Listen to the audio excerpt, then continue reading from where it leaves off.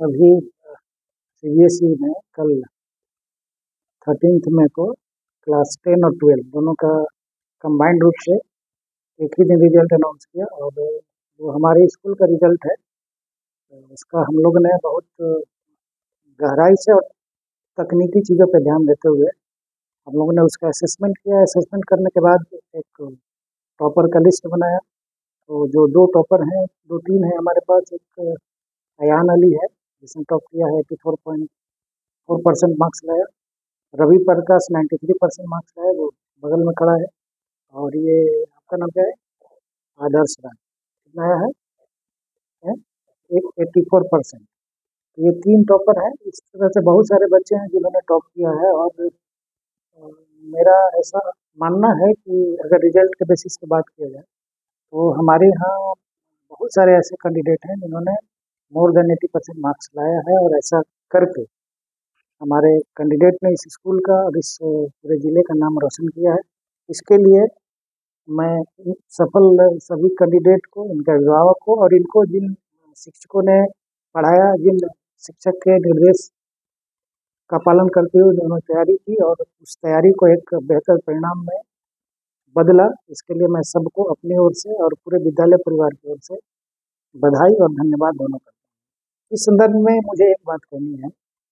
ये मेरी व्यक्तिगत समझ हो सकती है कि नॉलेज, एकेडमिक नॉलेज या किसी भी फील्ड के नॉलेज का इवैल्यूएशन प्रतिशत में नहीं होना चाहिए।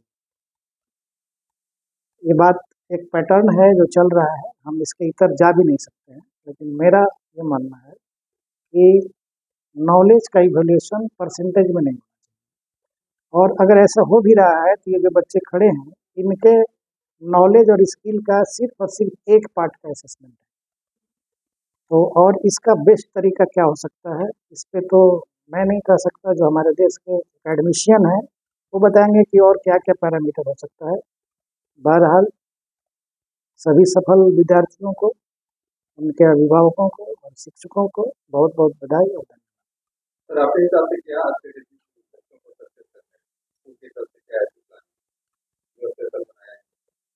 स्कूल ने जो इनको प्लानिंग दी है वो ये है कि एक तो टाइम मैनेजमेंट और दूसरा प्लानिंग।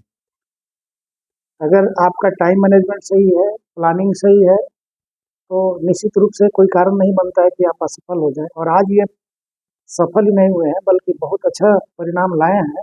इसका मतलब है कि स्कूल और स्कूल के टीचर ने जो इनको गाइडलाइन दिया, जो स्ट्रेटेजी अपनाने का तरीका बताया और जो प्लानिंग करवाया टाइम मैनेजमेंट के साथ, इन सब ने मिलकर एक बेहतर रिजल्ट में इसका परिणति हुई।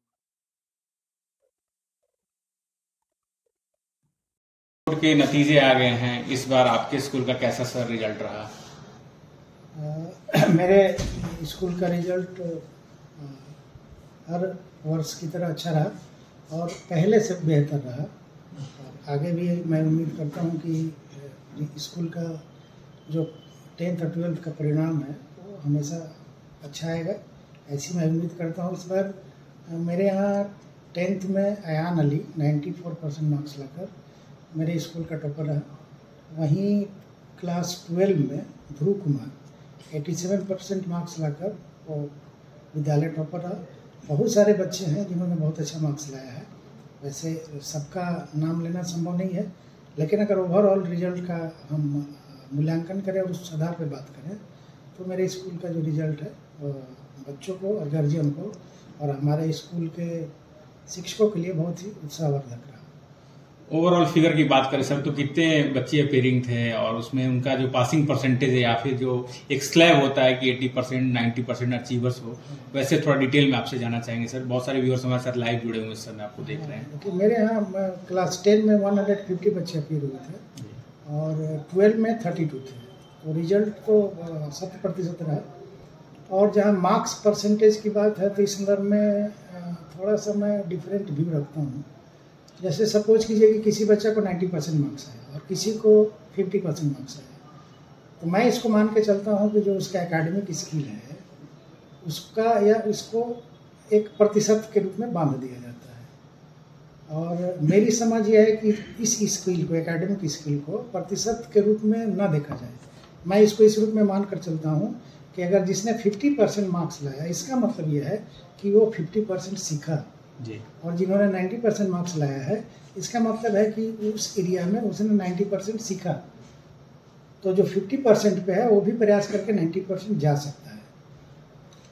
रिजल्ट आने के बाद सर हर कोई अपने तरीके से उसको एनालाइज करता है, आपने भी एनालिसिस किया होगा। एक चीज जो मूल रूप से निकल कर सामने आ रही है बात कि मैथ्स के पेपर में जो टफ क्वेश्चंस आया था, अभी मैथमेटिशियन के टीचर हैं, क्या लगता है कि जो स्कोरिंग परसेंटेज है या फिर जो एक नंबर आने का जो एक था कि हाँ मैथ्स में बच्चे अच्छा नंबर लाते हैं, इस बार मैथ्स का थोड़ा सा परसेंटेज गिरा है बच्चों का? जिस तरह का रिपोर्टिंग है और जो रिजल्ट है वो तो इस बात को प्रमाणित करता है कि मैथ्स की वजह से क्लास 10 में और फिजिक्स की वजह से क्लास 12 में मार्क्स परसेंटेज थोड़ा डाउन हुआ है। हर साल की अपेक्षा इस साल मैथ्स में क्लास 10 में और फिजिक्स 12 में थोड़ा सा टफ क्वेश्चन था और मैं समझ सकता हूँ कि इस वजह से थोड़ा बच्चे परेशान हुए होंगे, जिनकी वजह से उनका परसेंटेज नीचे गिरा है। वैसे इसी में कुछ बच्चे ऐसे हैं जिन्होंने बहुत बढ़िया कर दिया, दोनों बात है। 12th के रिजल्ट में सर लगातार डिग्रोथ देखने को मिल रहा है, पिछले 3-4 साल से कंटिन्यू ऐसा हो रहा है कि जो रिजल्ट की उम्मीदें लोगों को, खास करके आप जैसे स्कूल संचालकों को होती है, वो रिजल्ट नहीं निकल कर आ रहा है। क्या लगता है सर इसके पीछे का जो मेन बेसिक रीजन है वो क्या हो सकता है सर? देखिए, क्लास 10 और क्लास 12 ये दोनों अलग डिफरेंट क्लास है। हम लोग एज ए प्रिंसिपल या एज ए गार्जियन हम लोग ये समझते हैं कि जो 10th में लड़का बहुत अच्छा है वो 12th में भी अच्छा करेगा, ऐसा हम लोग उम्मीद करके चलते हैं। लेकिन होता थोड़ा सा डिफरेंट है।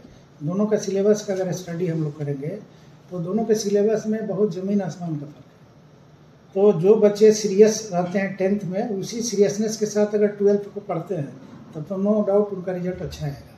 लेकिन अगर दिमाग में बच्चा ये लिया है कि मैंने 10th अच्छा कर गया और 11th-12th को लाइटली ले लिया, तो वहाँ तो रिजल्ट फंसना है। एक रीज़न ये हो सकता है। दूसरा, 12 में बहुत ज़्यादा प्लानिंग करके पढ़ने की ज़रूरत पड़ती है। तो जिन बच्चों के पास प्लानिंग है, टाइम मैनेजमेंट है, नो डाउट उनका रिजल्ट अच्छा आया है।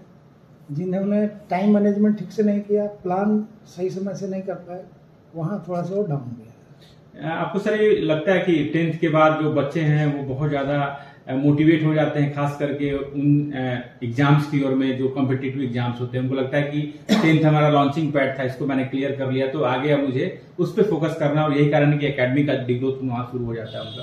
देखिए, इस सोच के जो पेरेंट्स और बच्चे हैं उनके लिए मैं ये कहना चाहूँगा कि आप जितना ऑनेस्टली अपने बच्चे को 10th कराया, उसी ईमानदारी के साथ अपने बच्चे को बिना कहीं भेजे ऑनेस्टली आप 12th करने दीजिए। जब तक 12th बढ़िया से नहीं कर पाएगा, मेरा मानना है कि उसका बेस हमेशा कमज़ोर रहेगा। और ये बेस की तैयारी ठीक से नहीं हो पा रही है, ये अभी एक कारण बन रहा है मार्क्स में डिटोरेशन का। बच्चों के घर छोड़ने का एक तो आज की डेट में सर ज्यादा हो गया है, कोटा कल्चर जब से हावी हम पे, 10th के बाद ही मैक्सिमम लोग मूव कर जा रहे हैं। क्या आपको लगता है कि स्कूलिंग के बाद 12th तक प्रॉपर पेरेंट्स को भी ध्यान देना चाहिए, अपने अंडर ऑब्जर्वेशन में रखना चाहिए उनको? मैंने अभी आपको कहा कि ये बहुत जरूरी है कि 12th तक बच्चे को अपने ऑब्जर्वेशन में रखें। जब 12th बहुत बढ़िया कर लेगा, फिर वो कहीं जाएगा तो बढ़िया ही करेगा। लेकिन यहाँ जस्ट 10th पास किया, आपने कहीं भेज दिया, तो एक तो एक्सपोजर मिलता है। अब उस एक्सपोजर से बच्चा कितना बच पाता है, नहीं बच पाता है, अब उस पर डिपेंड करता है। लेकिन बहुत ज़रूरी ये चीज़ है कि आप 12th को उतना ही ईमानदारी से करें जितना ईमानदारी से आपने 10th किया है। सर, सक्सेस और फेल्यूर दो पार्ट्स होते हैं। बहुत सारे बच्चों को सक्सेस मिला होगा, बहुत सारे बच्चों को फेल्यूर्स भी आया होगा। एज ए काउंसलर आप किस तरीके से उनको मोटिवेट करेंगे, खास करके वैसे बच्चे जिनको कम पार्ट लगा है, आपके स्कूल में नहीं, रादर देन किसी और स्कूल में, जिन बच्चों ने 10th में अटेम्प्ट लिया बट अनफॉर्चुनेटली वो पास नहीं कर पाए, नंबर कम आए हैं? देखिए, सक्सेस और फेलियर को मैं अलग अलग बहुत डिफ्रेंशिएट करके नहीं बताना चाहता हूँ, क्योंकि हम लोग को हर क्षेत्र में पॉजिटिविटी के साथ सोचना चाहिए। सक्सेस और फेलियर का मेन रीज़न ये होता है, अगर कोई बच्चा सक्सेस किया है तो मैं मानकर चलता हूँ कि उसने प्रयास बढ़िया किया, और जो फेलियर है हो सकता है कि उसने प्रयास में उससे चूक हुई हो। तो चूकना नहीं है, जिस प्रयास से बच्चा सक्सेस हुआ है वही प्रयास करना है, और जो सफल नहीं हुए हैं वो भी सफल हो जाएंगे। रिजल्ट आ चुका है सर, न्यू एकेडमिक सेशन यानी कि 25-26 की शुरुआत हो गई है। बीडी पब्लिक स्कूल इस बार खास करके आरा के लोगों को वैसे लोग जो अपने बच्चों का दाखिला कराना चाहते हैं या फिर करा चुके हैं, क्या कुछ और फैसिलिटी इनहेंस करके दे रहा है इस पर? इस बार हमने सबसे पहले तो मेरे यहाँ math, physics, bio, chemistry lab था, उसको हमने बहुत अपग्रेड किया है। उसको आप लोग विजिट करके देख सकते हैं।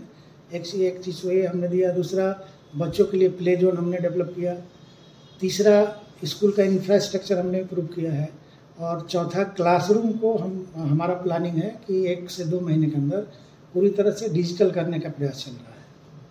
अभी भी एडमिशन चल रहे हैं सर आपके यहाँ? हाँ।